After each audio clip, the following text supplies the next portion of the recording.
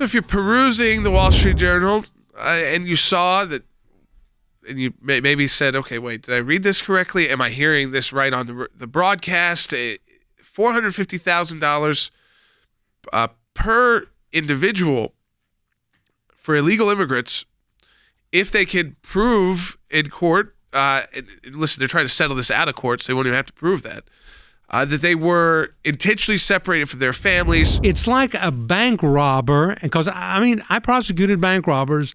A bank robber who robs a bank, who takes the money, and then you not only give him back the money, but you give him a reward for robbing the bank, and you give him a job at the bank as a teller.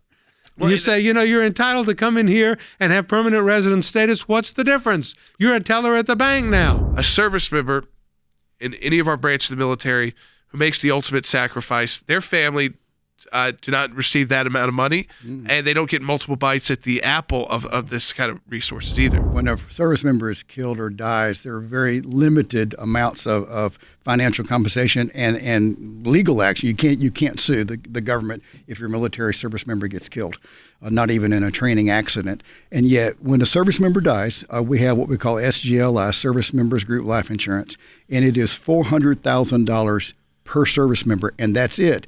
If you have parents or a wife or children, they can divide that up however they want to, but they will be dividing up $400,000.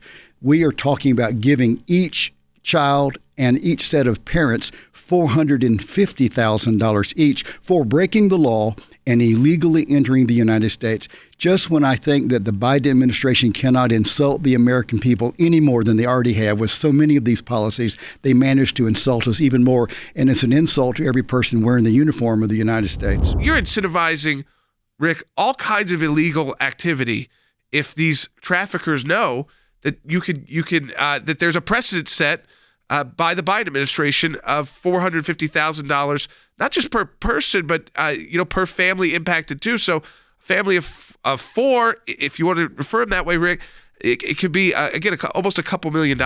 Think about all of the people that have been waiting in line to get into this country. The American people give 1 million people a year citizenship in this country, and it's not too much to say that there's 100 million people waiting, and if we don't have rules, we won't have a country. There's plenty of people abiding by the rules, waiting in line, trying to come in, who are not getting paid. And to pay people for jumping the line is so outrageous and anti-American. Every person should stand up against this. The precedent this sets to bring challenges against the federal government also is pretty interesting. Where does this go? Where does it end? How does it end? Under what circumstances do we put an end to the handouts by the federal government of money? But what bothers me is, as a former prosecutor, here is a person or persons who have committed a crime. They have entered the United States of America illegally. They have violated our law. They are criminals. They have violated the statutory mandates set up by Congress in entering this country illegally. And what do?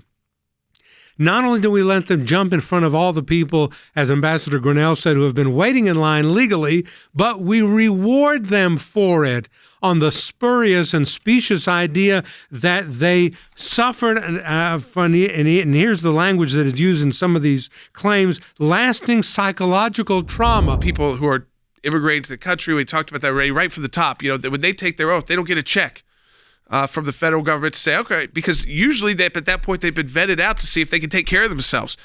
But these individuals, what's kind of buried along the headlines of how much money this is, which is so absurd, is that they also get permanent residency. So they're getting a double benefit from breaking the law. And so we're handing out something that's really the $500,000, $450,000, you can put a price tag on. But Rick, that permanent residency is priceless. No one is saying that you shouldn't be able to apply to come to this country.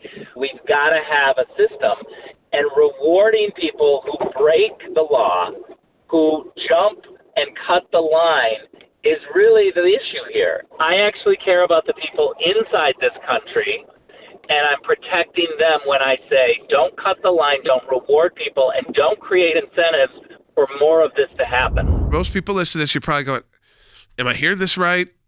We're going to cut $450,000 checks to illegal immigrants. And take them from their illegal status to permanent residence in the United States. So they can't, they're not going to grant citizenship, but permanent residency. You put those two things together. Let me tell you something. You're not going to have lower numbers of border crossings. You're not going to have less caravans. This is an incentive. This gets more and more worth the risk. More and more worth risking your life